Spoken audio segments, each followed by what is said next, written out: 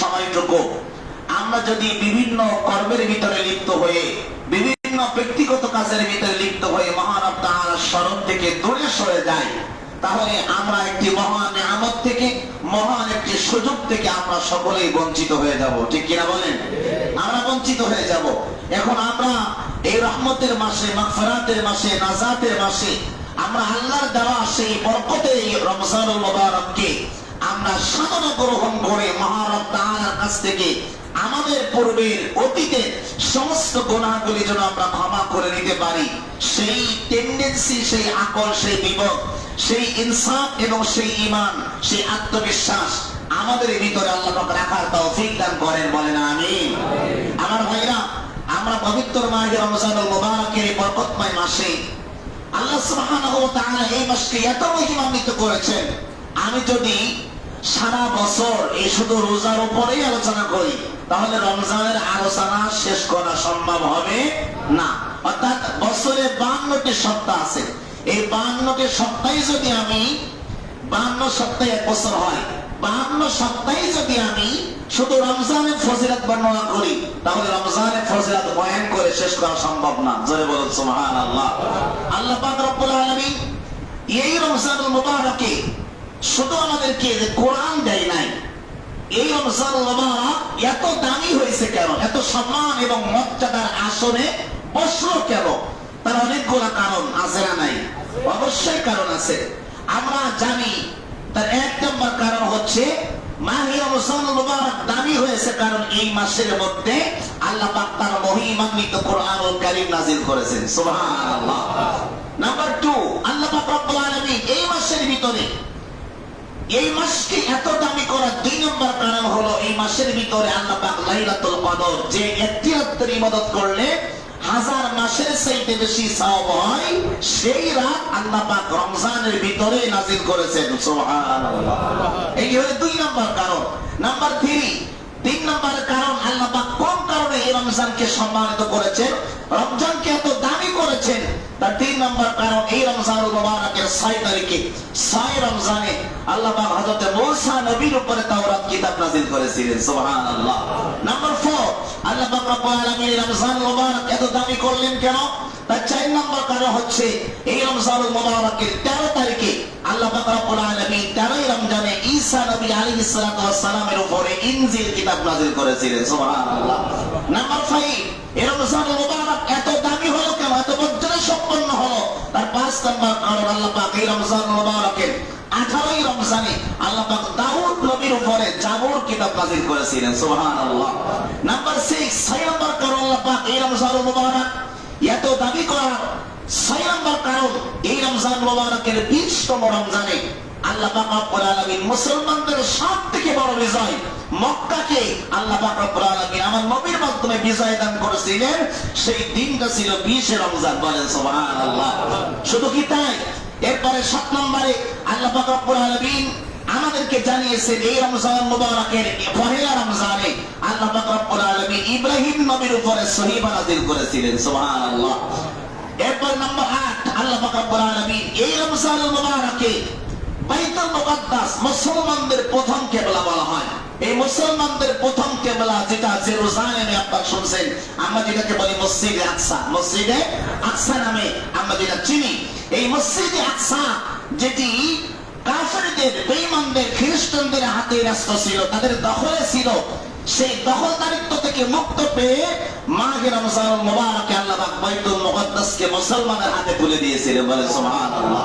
তাহলে রমজান শুধু এরকম অনেকগুলো কারণ রয়েছে যে কারণে আল্লাহ সুবহানাহু ওয়া তাআলা মাহে রমজানকে আমাদের কাছে এত সম্মানিত করেছেন। এই সব কারণের ভিতরে আল্লাহ পাক একটি মাস দিয়েছেন, সেটি হলো রমজান। তাহলে সেই রমজান যদি আমরা আল্লাহর দেওয়া হুকুমকে তামিল করি, তাহলে আল্লাহ পাক রব্বুল আলামিন আমাদের সম্মান, আমাদের মর্যাদা বাড়িয়ে দিবেন না কমিয়ে দিবেন? বাড়িয়ে দিবেন। আল্লাহ পাক রব্বুল আলামিন শুধু তাই নয়, এই পবিত্র রমজানুল মুবারকে আল্লাহ সুবহানাহু ওয়া তাআলা রমজান মাসের 30টা রোজা যদি আপনারা রাখেন, আমরা রাখতে পারি, আমরা যদি 30টা সাহারি ইফতারি পুঙ্খানুরূপে রমজানের হক আমরা আদায় করতে পারি, তাহলে আল্লাহ পাক আমাদেরকে কি কি পুরস্কার দিবেন? বান্দা আগে মজুরি চাই। কোন কাজ যখন বান্দা করতে যায় তখন মালিকের কাছে আগে প্রশ্ন করে আমার জোন খরচ কত দিবেন? কথা বলেন ঠিক কিনা? আমার মজুরি কত দিবেন? 500 টাকা দিবেন না 300 টাকা দিবেন? সব জায়গায় যায়, যদি মালিক বলে আমি দেবো আপনাকে 300 টাকা, তখন দেখবেন কর্মচারী বলে আমি অন্য জায়গায় কাজ করলে পাই 500 টাকা, আপনি 300 টাকা দিবেন, আমি কাজ করব না। আপনি যদি আমাকে 500 টাকা দেন তাহলে আমি কাজ করতে পারি, না হলে আমি কাজ করব না। তখন বলে ঠিক আছে আমি পারবো না। তাহলে যেখানে মজুরি বেশি পাই কর্মচারী সেখানে যায়। কথা বলতে হবে ঠিক কিনা বলে? তাহলে আমরা ছোট্ট এই মেসেজটিকে আমরা বুঝে নিলাম, বান্দা যেখানে লাভ হয় সেখানেই বান্দা ছুটে যায়, যেখানে লাভ হয় না বান্দা সেখানে ছুটে চলে যায় না। তাহলে রমজানুল মুবারক আল্লাহ পাক রব্বুল আলামিন আপনাকে আমাকে দেওয়ার আগে আল্লাহ পাক আপনার জন্য আমার জন্য পুরস্কার বরাদ্দ করলেন, মজুরি বরাদ্দ করে দিলেন। সুবহানাল্লাহ। সেই মজুরিটা কি কম না বেশি? সবাই জবান ছেড়ে বলেন কম না বেশি? সেই মজুরিটা আল্লাহ ছোটখাটো করে মজুরি দিলেন না। আল্লাহ সুবহানাহু ওয়া তাআলা রমজানুল মুবারকের কারণে আল্লাহ বলেন বান্দা ও বান্দা, অন্য কোন আমলের জন্য নির্ধারিত কোন জান্নাতের দরজা আমি আল্লাহ পাক রাখি নাই, কিন্তু রব্বুল আলামিন আমি আল্লাহ তোমাদেরকে জানিয়ে দিলাম ওয়াল হাব্বুল আসফি ওয়াল রাইহান ফাবিআইয়ি আলাই রাব্বিকুমা তুকাযযিবান। একটু জোরে বলতে হবে আল্লাহু আকবার। আল্লাহ সুবহানাহু ওয়া তাআলা আমাদেরকে জানালেন ও দুনিয়ার মুসলমান তোমরা শোনো, ও দুনিয়ার মুসলমান তোমরা শোনো, শুধুমাত্র রোজাদার ব্যক্তিদের জন্য জান্নাতের মধ্যে আমি আল্লাহ পাক রব্বুল আলামিন একটা দরজা রেখেছি, যেই দরজা দিয়ে নামাজি যেতে পারবে না, হজ করনেওয়ালা যেতে পারবে না, যাকাত দেনেওয়ালা ব্যক্তি যেতে পারবে না, অন্য কোন আমলদার ব্যক্তি যেতে পারবে না, দানকারী যেতে পারবে না। একমাত্র এই দরজাটা উন্মুক্ত থাকবে একটা আমল যারা করবে, সেটা হলো ফামান শাহিদা মিনকুম আশ-শাহরা ফালইয়াসুমহু। 3 নাম্বার পারা 7 নাম্বার পৃষ্ঠা সূরা বাকারা প্রথম থেকে 10 নম্বর লাইনের মধ্যে আল্লাহ বলেন রমজানের সঙ্গে যারা দেখা হবে, সাক্ষাৎ হবে, দিদার হবে, আর যে ব্যক্তি সাদরে রমজানটাকে গ্রহণ করে নিবে, আমি আল্লাহ পাক রব্বুল আলামিন তাদের জন্য বলে দিলাম আমি আল্লাহ ওই বান্দার জন্য নির্ধারিত একটা জান্নাতের দরজা রেখেছি, যেই দরজা দিয়ে রোজাদার ব্যক্তি ছাড়া অন্য কোন আমলদার ব্যক্তি যেতে পারবে না। জোরে জোরে কন্যা সুবহানাল্লাহ। আমার ভাই এখানে শেষ নয়, এই হাদিসটা কোন জায়গায় আছে? বুখারী শরীফের 1797 নম্বর হাদিসের কথা বললাম। এরপরে মুসনাদে আহমদের 6626 নম্বর হাদিসের মধ্যে আছে রমজান মাস এত দামি এত মর্যাদা কেন পাইল? আল্লাহ সুবহানাহু ওয়া তাআলা রমজানের কারণে কি পুরস্কার আপনাকে আমাকে দিবেন? এই রমজান মাসের রোজা যেই ব্যক্তি 30টা রাখবে, 29টা না, 25টা না, 20টা না, 15টা না, আমার ভাইরা এক কথাই 30টা রমজান দ্বারা পরিপূর্ণরূপে আদায় করবে। আল্লাহ নবীজি মুসনাদে আহমদের 6626 নম্বর হাদিসের মধ্যে বলেন রমজানুল মুবারক চলে যাওয়ার পরে বান্দা এর মাঝখানে বা পরে যদি তুমি বান্দা দুনিয়া থেকে বিদায় নিয়ে চলে যাও, তোমার ইন্তেকালের পরে এই রমজানুল মুবারক এবং রমজানুল মুবারকের মাঝখানে রাতের বেলায় যারা জেগে জেগে তারাবি নামাজের মধ্যে হাফেজে কোরআনের পিছনে তারাবি নামাজ আদায় করো, কোরআন শোনো, ইমামের পিছনে যারা তেলাওয়াত শোনো, তুই যদি ইন্তেকাল করো তোমার বন্ধু তোমার আপনজন কেউ তোমার পাশে যাবে না, তোমার কবরের মধ্যে নামাইয়া আবার উঠে চলে আসবে, তুমি একা হয়ে যাবে। ওই সময় তুমি বান্দা তোমার মাথার কাছে আমি রোজা তোমার ডান হাতে দাঁড়িয়ে যাব। সুবহানাল্লাহ। আরো জোরে বলতে হবে সুবহানাল্লাহ। কেউ যখন তোর বন্ধু থাকবে না বাবা, ওই সময় আমি রোজা তোমার সামনে দণ্ডায়মান হয়ে যাব। আর যখন মুনকার নাকির এসে যখন প্রশ্ন করবে, আমি রোজা মুনকার নাকিরকে বলবো ও মুনকার নাকির খবরদার খবরদার খবরদার, আল্লাহ এই বান্দাকে তুমি ডিস্টার্ব করো না, ডিস্টার্ব করো না। কেন? কারণ এই বান্দা রাতের বেলায়, এই বান্দা দিনের বেলায় কঠোর পরিশ্রম পরিশ্রম করেছে, অফিস করেছে, চাকরি করেছে, নিজের ব্যক্তিগত কাজ করেছে, কিন্তু আমি রোজাকে সম্মান করার কারণে ফজরের সুবহে সাদিক থেকে শুরু করে একেবারে সন্ধ্যা পর্যন্ত আমি রোজার কারণে না খেয়েছিল। আমার এই আল্লাহর বান্দা একটি মাস কষ্ট করার কারণে আমি রোজা করতেছি। ও মুনকার নাকির, আল্লাহর এই বান্দাকে আযাব দিলে আমি রোজাটা মেনে নেব না, রোজা দাঁড়িয়ে যাবে। এবার মুনকার নাকির চলে যাবে পায়ের দিকে, পা তখন নাকি পায়ের দিক থেকে মুনকার নাকিরকে কোরআন শরীফ দেখে বলবে, আর মুনকার নাকির কোথায় যাও? আল্লাহর বান্দাকে শাস্তি দিতে পারবে না। মুনকার নাকির বলবে, কেন? অপর দিক থেকে রোজা আমাকে বাধা দিলে তুমি কে? আমি তোমাকে চিনতে পারি নাই। সঙ্গে সঙ্গে কোরআন শরীফ ডাক দিয়ে বলবে, আমি হলাম সেই কোরআন। এই বান্দা সারাদিন রোজা রাখার পরে ক্লান্ত শ্রান্ত দেহবন নিয়ে মাগরিবের নামাজের পরে ঘুমায়া যেতে পারতো, কিন্তু বান্দা ঘুমাই নাই। আমার আল্লাহর বান্দা ঘুমাই নাই। এশা আযান যখন মসজিদে দিয়েছে, একেবারে চাতক পাখির মতন আল্লাহর বান্দা ছুটে চলে গেছে মসজিদে। আল্লাহু আকবার, মসজিদে ছুটে চলে গেছে। ইমামের পিছনে দাঁড়িয়ে দাঁড়িয়ে কোরআন তেলাওয়াত করেছে, চোখে পানিগুলো ছেড়ে দিয়ে সরসরায়া কেঁদেছে। ও মুনকার নাকির, আমি কোরআন শরীফ বলতেছি, আল্লাহর এই বান্দা রাতের বেলায় দাঁড়িয়ে দাঁড়িয়ে তাহাজ্জুদ নামাজ পড়েছে, গভীর রাতে তারাবি নামাজ পড়ে ঘুমায় গেছে, আবার উঠে গেছে সাহারি আগে, আবার দীর্ঘ সময় দাঁড়িয়ে দাঁড়িয়ে আমি কোরআনকে তেলাওয়াত করেছে। আজ আমি কোরআন ঘোষণা দিচ্ছি, আল্লাহর এই বান্দাকে জান্নাতে না যাওয়া পর্যন্ত আমি কোরআন আল্লাহর এই বান্দার পাশ থেকে আমি বিন্দু মাত্র সরে যাব না। জোরে কোন সুবহানাল্লাহ। আমার ভাইরা, এজন্য যারা 30টা রোজা রাখবেন তারা ভাগ্যবান, 30টা সাহারি যারা করবেন তারা ভাগ্যবান, 30টা তারাবি যারা পড়বেন তারা ভাগ্যবান। আর মাঝখানে মাসরাতে যারা 10 রাকাত, 8 রাকাত, 30 রাকাত যারা পড়ে, এরা পরিপূর্ণ রোজার ফজিলত পাবে না, তারাবির ফজিলত পাবে না, কোরআনের ফজিলত পাবে না। রমজান মাসে যারা 30টা রোজা পুঙ্খানুরূপে রাখে না, অর্ধেক রাখে, 30টা না রেখে 25টা রাখে, 20টা রাখে, বিভিন্ন অজুহাতের দোরাই দিয়ে, কাজের দোরাই দিয়ে যারা রমজান মাসের রোজাগুলি রাখে না, আল্লাহর এই মহা নিয়ামত থেকে আল্লাহর ওই বান্দা সম্পূর্ণ বঞ্চিত হয়ে যাবে। আমার আশরাফ বিন আব্দুল আজিজের মুসল্লিদের কাছে জানতে চাই, আমরা কি রোজা আংশিক রাখবো না পরিপূর্ণ? সবাই বলেন নাই জবান ছেড়ে, আমার আংশিক না পরিপূর্ণ? আমরা কি তারাবি নামাজ 10 রাকাত পড়বো না 20 রাকাত? 30টা পড়বো না 15টা পড়বো? এজন্য খুব সাবধানতা অবলম্বন করবেন। আল্লাহ আপনাকে আমাকে এই নিয়ামত আগামী বছর আবার ফিরে পাবেন কিনা আপনার কাছে কোনো ওয়ারেন্টি কার্ড নাই, গ্যারান্টি কার্ড নাই। মনে কি নাই, আপনার পরিবারের কত আপনজন কিন্তু গত বছর চলে গেছে, কিন্তু এই বছর আর আপনার সাথে তারা বেঁচে নাই। চাইলে আপনি ওই কাঁথারে থাকতে পারতেন, আল্লাহ আপনারে এতদিন কবরের বাসিন্দা বানাইতে পারতেন না, পারতেন না? কিন্তু আপনি আছেন হায়াতে জিন্দেগিতে, এর চেয়ে ভাগ্যবান আর কি হতে পারে? আল্লাহ যে আরো একটি বার রোজা রাখার সুযোগ করে দিলেন, একটু জবান ছেড়ে করেন আল্লাহু আকবার। আমার মুসলমান একদম এখানে শেষ নয়, এরপরে রমজান মাসের 3 নম্বর পুরস্কার আল্লাহ কি দিবেন? সেই ব্যক্তি রমজান মাসের রোজা ঠিক মতন রাখবেন, আদায় করবেন, আল্লাহ সুবহানাহু ওয়া তাআলা বলে, আস-সাওমু লি ওয়া আনা আজজি বিহি।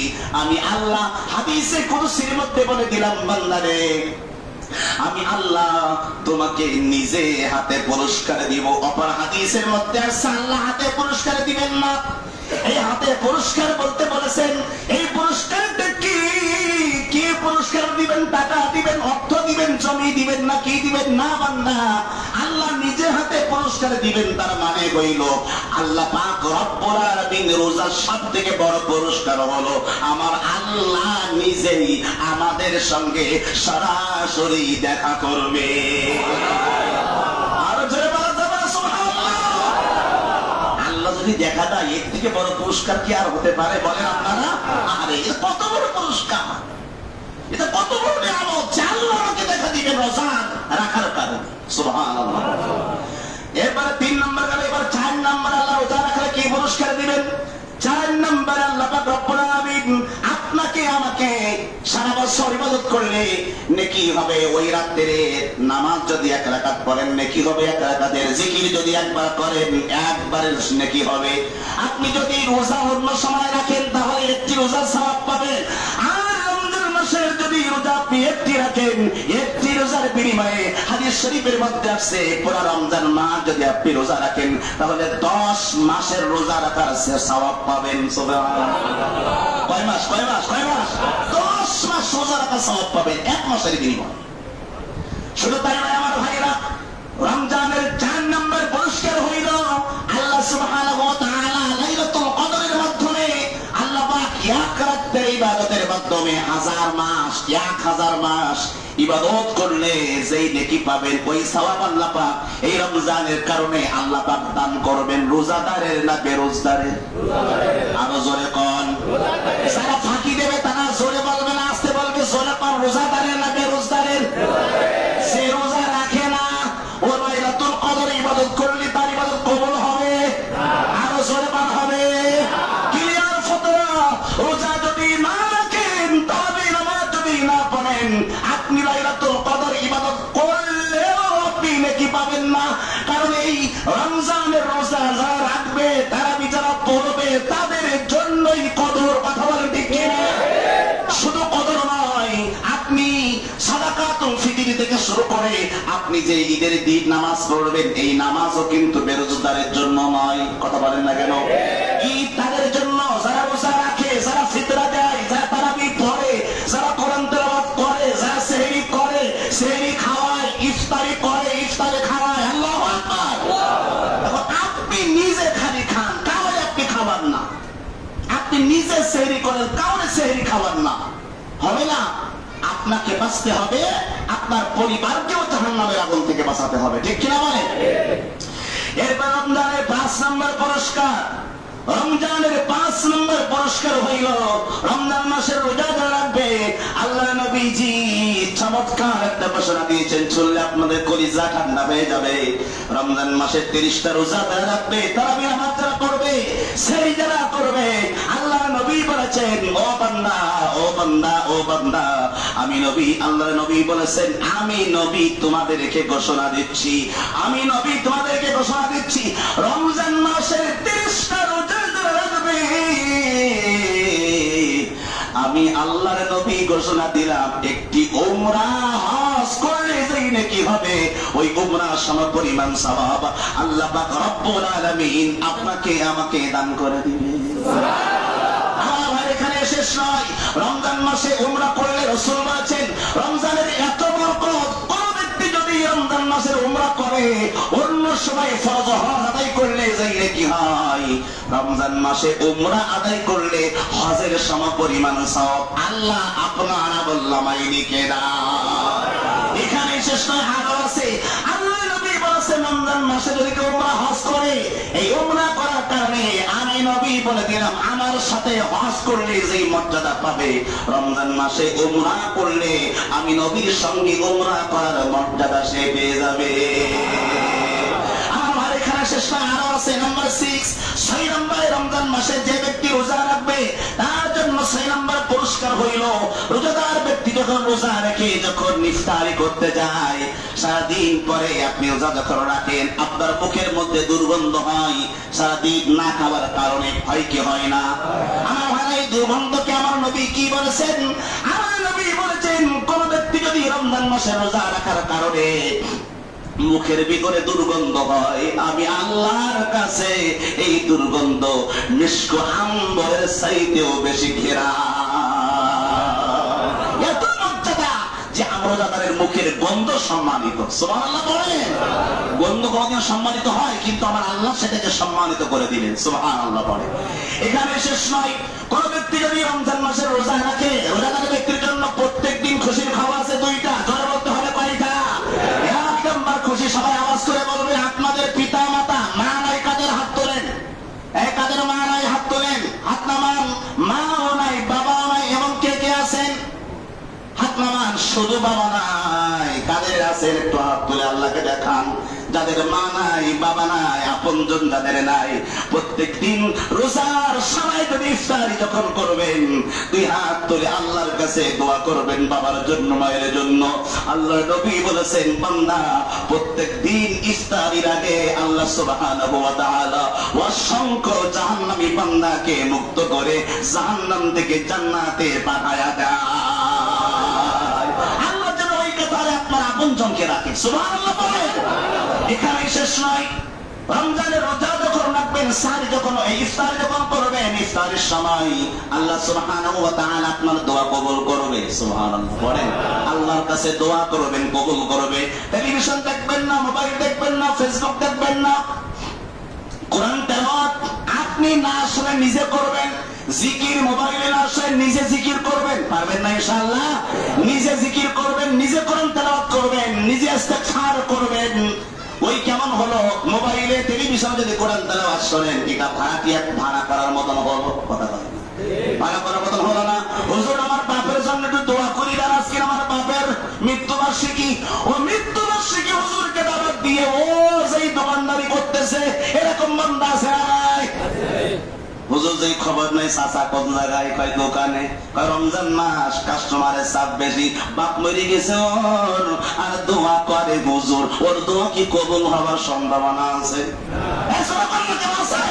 বলেন তো, হুজুরের দোয়া বেশি কবুল না ওই সন্তানের দোয়া কবুল? একজনে বলো কার দোয়া কবুল? সন্তানের দোয়া কবুল।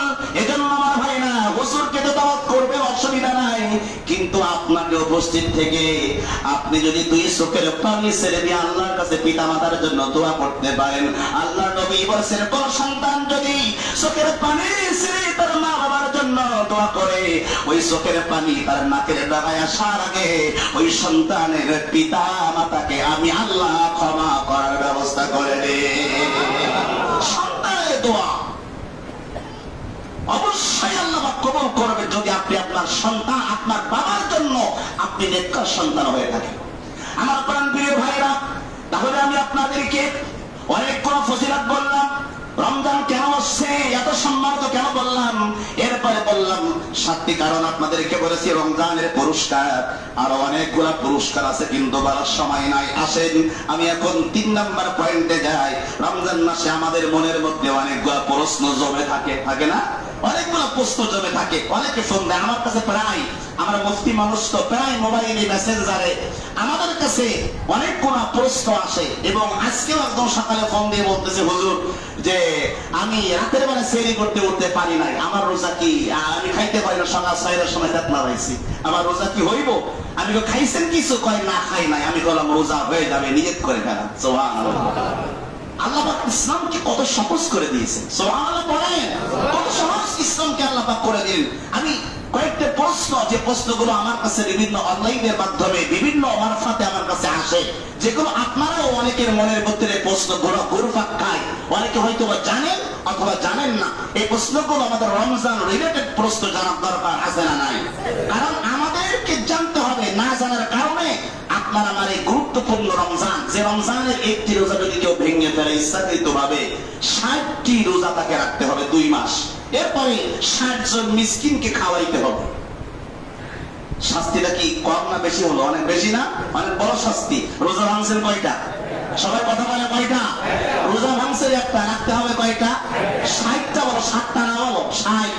6 পিটিয়ে সৈন্য 60। 60টা রোজা। এই 60টা রোজা রাখার মাঝখানে যদি একদিন ভেঙে ফেলান, আবার 60টা। কথা বলছেন না? 60টা রাখতে পারতে মাঝখানে আবার যদি একটা মিস্টেক হয়, তাহলে আবার আপনার জন্য 60টা। এখানে শেষ নয়, 60 জন ইয়েতিম মিসকিনকে আপনার 60 দিন খাওয়াতে হবে। অনেক বড় শাস্তি। তাহলে রোজা কি ভাঙা যাবে? সবাই কথা বলেন, যাবে? রোজা ভাঙা কোনোভাবেই যাবে না। জীবন দেব, রোজা ভাঙবো না। কথা বলে না, ঠিক না? জীবন দিব, রোজা ভাঙবো না। প্রয়োজনে 5 এক বেলা কম করবো, প্রয়োজনে 1 ঘন্টা অফিসের ডিউটি কম করবো। কিন্তু অনেক ভাইরা আছে কর্মা, মানে কি বলে আপনার হার্ড ওয়ার্কিং কাজ করেন। যেমন উদাহরণস্বরূপ আপনার যারা এই বিল্ডিং এর কাজগুলো করেন অথবা রাস্তার কাজ করেন, আমি দেখেছি অনেক ভাইয়া রোজা রাখেন না। এরকম আছে না নাই? আমার ভাইয়া, আল্লাহ পাক আপনাকে 11 মাস সুযোগ দিয়েছেন বান্দা রিজিক অন্বেষণ করার। আপনি কি এটা বুঝেন না যে রমজানের আগে আমি একটু বেশি ইনকাম করে নেবো, ওভার টাইম করে ইনকাম করে বেশি করে রমজান মাসের ডিউটি আমি কমায় দিব, যেখানে 8 ঘন্টা সেখানে করবো 4 ঘন্টা, আর সেখানে 4 ঘন্টা ডিউটি করে আমার সব কর্মক্ষম কমিয়ে আমি রোজাটা রাখবো। কারণ আপনি কাজ থাকলে কাজ পাবেন, কিন্তু জীবন চলে গেলে, রোজা চলে গেলে আর আপনার জীবন থেকে ওই রোজাকে আপনি আর ফিরে পাবেন না। রোজা ঠিকই আসবে, কিন্তু আপনার হায়াত তো কমতেছে। কথা হয় না, ঠিক না? আমরা বলি যে ওর বয়স তো অনেক বেশি, বয়স কারো বাড়ে না। যেদিন আমরা দুনিয়া থেকে আসছে বলে অনেক বয়স বেশি হয়েছে, না, কারো বয়স বেশি হয় না, বরঞ্চ বয়স কম হয়। কথা বলে না। মনে করেন আমার হায়াত 60 বছর, কয় বছর? 60 বছর। আমি যেদিন থেকে আসছি ওই দিন থেকে আমার হায়াত কি বাড়তেছে না কমতেছে? কথা বলেন না, কেন কমতেছে না বাড়তেছে? আমরা বলি ও তো অনেক বয়স হয়েছে, কেন অনেক বয়স হয়েছে? ও তো বয়স কমছে। কারণ বয়স তো বান্দা, হয় 60 না হয় 50, এর বাইরে যাওয়ার কোন সুযোগ আছে? তাহলে আপনার যদি আনলিমিটেড বয়স আল্লাহ আপনাকে হায়াত দিত, তাইলে বলতে পারতেন যে আমার বয়স অনেক হয়েছে। কিন্তু আপনার বয়স তো বাড়া নাই, আপনার বয়স কমতেছে। আপনার বয়স নির্ধারিত ছিল যখন আপনি মায়ের ফেলেছিলেন, যেদিন থেকে আসছেন আপনার আস্তে আস্তে আপনার হায়াত কমতেছে, আপনার সবকিছু রিজিক কমতেছে, বয়স কমতেছে, সবকিছু কমে আসতেছে।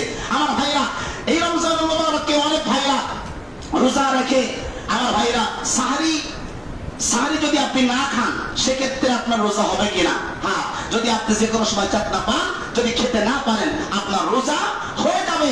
আপনি যদি আর পুনরায় কিছু না খান, রাত আছে মনে করে খাওয়া যাবে? কথা বলে, রাত আছে মনে করে খাওয়া যাবে না। সন্দেহ মনে করে যে আজান মনে হয় দিছে, সকাল মনে হয় হইল, দেখি তাহলে দ্রুত একটু খেয়ে নেই, না, এই সুযোগ নাই। আপনাকে ওই অবস্থায় রোজা রাখবেন। যখনই চাকরি ভাবে নিয়ত করে ফেলবেন, খাইতে না পারলে আল্লাহ পাক আপনার রোজাকে কবুল করে নেবেন, বলে সুবহানাল্লাহ। এরপরে আমার ইফতারি করবেন কি দিয়া? এটা অনেকের মনের ভিতরে প্রশ্ন। আমরা তো হরেক রকম আইটেম দিয়ে আমরা ইফতারি করি, কিন্তু ইফতারি আইটেম রাসূল কারীম বলছেন 2টা। ধরে পান কয়টা? নাম্বার 1, প্রথম শর্ত হচ্ছে আপনাকে ইফতারি করতে হবে খেজুর দিয়া। জোরে বলেন কি দিয়া? এটা হচ্ছে বরকত রাসূলের সুন্নাহ। তাহলে খেজুর দিয়ে ইফতারি করা কি? জোরে বলেন কি? সুন্নাহ। যদি খেজুর না পান, তাহলে আপনার কি বলে, খাসির রেজালা অথবা মুরগির রোস্ট অথবা চিকেন, এটা দিয়ে করবেন। নাকি কি দিয়ে করবেন? পানি। জোরে বলেন কি দিয়া? রাসূল বলেছেন যদি খেজুর না পাও, শুরুটা করবেন পানি দিয়া। এরপরে আপনি অন্য কিছু খাওয়ার সুবিধা নাই। রাসূলের তরিকা হচ্ছে প্রথমে খেজুর। খেজুর যদি না থাকে কোনো কারণে, তাহলে প্রথম ইফতারি হবে কি দিয়া? আমার কথা কি আপনারা স্পষ্ট বুঝেছেন সবাই? এরপরে বাকি যেগুলো থাকবে আইটেম, সেটা আপনি খাওয়ার সুবিধা নাই, শুরু করবেন পানি দিয়া।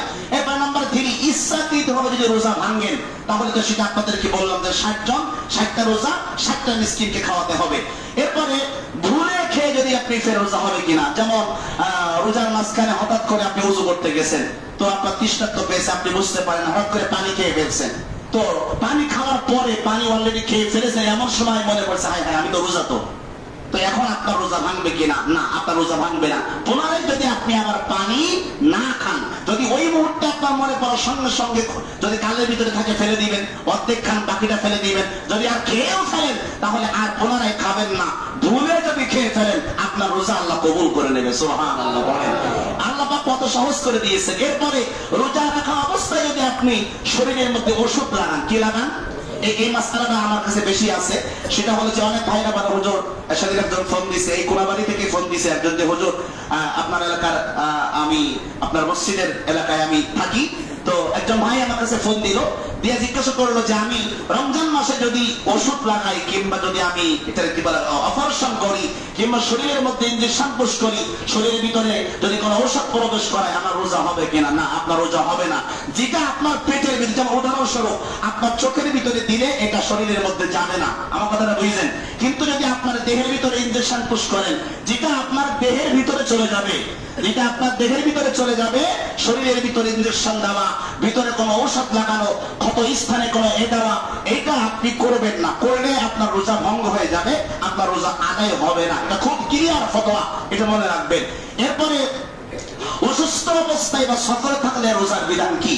অসুস্থ অবস্থায় অনেক ভাইরা যদি রোজা রাখতে পারেন আলহামদুলিল্লাহ, আর যদি কোনো কারণে রোজা আপনি রাখতে না পারেন, দূরে কোথাও সফরে গেছেন, জরুরি প্রয়োজনে না গেলে হচ্ছে না, এমন সময় যদি আপনি রোজা রাখতে কোনো কারণে যে চিন্তা করেন যে আমি রোজা রাখলে আমার জন্য অনেক জুলুম হয়ে যাবে, অনেক কষ্ট হয়ে যাবে, আমার দ্বারা সম্ভব হবে না, অনেক দূরের জার্নি করতেছি, তাহলে সেক্ষেত্রে আপনি রোজা ভাঙতে পারবেন।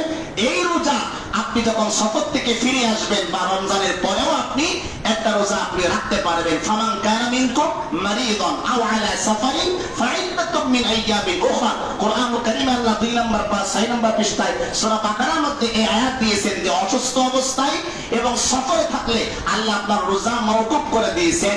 অর্থাৎ লম্বা সফর, দীর্ঘ সফর হলে আর অসুস্থ হয়ে গেলে, এমন অসুস্থ একটু জ্বর আসছে না, একটু পেট ব্যথা করছে না, এরকম অসুস্থতা থাকতে হবে যে কারণে আপনার জীবন উষ্ণাগত যায় বা ডাক্তার নিষেধ করছে যে আপনি রোজা রাখলে আপনার শরীর বিপন্ন হতে পারে, আপনি মারা যেতে পারেন কিংবা আপনার মারাত্মক কোনো ক্ষতি হতে পারে, এইরকম পর্যায়ে যদি আপনি চলে যান তাহলে আপনি রোজা ভাঙতে পারবেন, পরবর্তীতে সুস্থ হলে রাখতে পারবেন। কথা কি ক্লিয়ার? এই কথাগুলো খুব মনোযোগ দিয়ে শুনে নেন। তাহলে আমরা সাধারণ অসুস্থতা কিন্তু রোজা ভাঙা যাবে না, পরবর্তীতে রেখে দিবেন। এরপর একটা মাসআলা হলো যে গর্ভধারিণী মা যদি গর্ভধারিণী মা এবং দুগ্ধদানকারী মা রোজার বিধান কি, এটা অনেকে প্রশ্ন করেন না আপনারা? যদি কোনো কারণে আপনার স্ত্রীর পেটের মধ্যে যদি বাচ্চা থাকে, মায়ের রেহেমে বাচ্চা থাকে, ওই অবস্থায় ডাক্তার যদি বলে যে রোজা রাখলে সন্তানের ক্ষতি হতে পারে, সন্তানের মৃত্যুর আশঙ্কা রয়েছে, তাহলে সেক্ষেত্রে গর্ভধারিণী মা রোজা না রাখলেও হবে, পরবর্তীতে সে মা ওই রোজা আদায় করবে, কিন্তু মাফ নাই। কি নাই? মাফ নাই। এরপরে দুগ্ধদানকারী মা, যে আপনি যদি সন্তানকে দুগ্ধ খাওয়ান, সেক্ষেত্রে আপনার বাচ্চার দুধ কম হতে পারে, হয় না এরকম অনেক ক্ষেত্রে যে না খাওয়ার কারণে শরীরে যে দুধ কমে যায়, বাচ্চার অসুবিধা হয়ে যায়, বাচ্চা যদি ফিডার না খায়, অন্য কোনো কারণে বাচ্চা বুকে দুধ ছাড়া অন্য কিছু আপনি খাওয়াতে পারেন না, কোনো কারণে বাচ্চা দুধ কমে যাবে, এইরকম অবস্থায় আপনি রোজা ভাঙতে পারবেন, অন্য সময় আপনি রোজা আদায় করে নেবেন। এটা হচ্ছে ফতোয়া। লাস্ট ফতোয়া হচ্ছে অনেক বৃদ্ধ ব্যক্তি রোজা রাখতে পারে না, সেক্ষেত্রে তার বিধান কি? আছে না? আমাদের মায়েরা আছে, অনেক মায়েরা আছে, বোনেরা আছে, আমার দাদারা আছে, আমাদের অনেক আপনজন আছে যারা একেবারে বয়োবৃদ্ধ হয়ে গেছে, তারা যদি রোজা রাখতে না পারে, তাহলে আপনাকে ফিদিয়া দিতে হবে। ফিদিয়া কি? আপনাকে রোজা একজন রোজাদারকে 2 বেলা খাওয়াতে হবে। কয় বেলা? সবাই বলেন না, কয় বেলা? 2 বেলা, 1 বেলা না, 2 বেলা খাওয়াতে হবে। আর তার রোজার যে খরচটা, তার আপনি এই খরচটা আপনি দিয়ে দিবেন।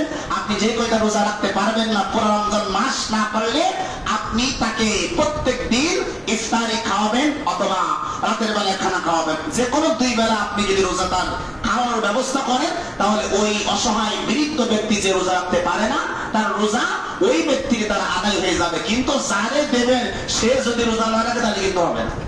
আমার কথা বলছেন না আপনারা? এই আমার এক ফকিরকে দেশের অনেক ফকির কিন্তু ঢাকা শহরে আছে, এরকম ফকিরকে দেওয়া যাবে না। নির্ধারিত যার সম্পর্কে আপনি জানেন যে লোকটা রোজা রাখে, তাকে আপনি খাওয়াবেন, তাহলে আপনার রোজা আদায় হয়ে যাবে। তাই হোক, আল্লাহ সুবহানাহু ওয়া তাআলা আগামী জুমায় বাকি আলোচনা হবে। আল্লাহ সুবহানাহু ওয়া তাআলা আপনাকে আমাকে সকলকে কবুল করুন। সকলে বলুন আমিন। আমা তাওফীক ইল্লা বিল্লাহ। যারা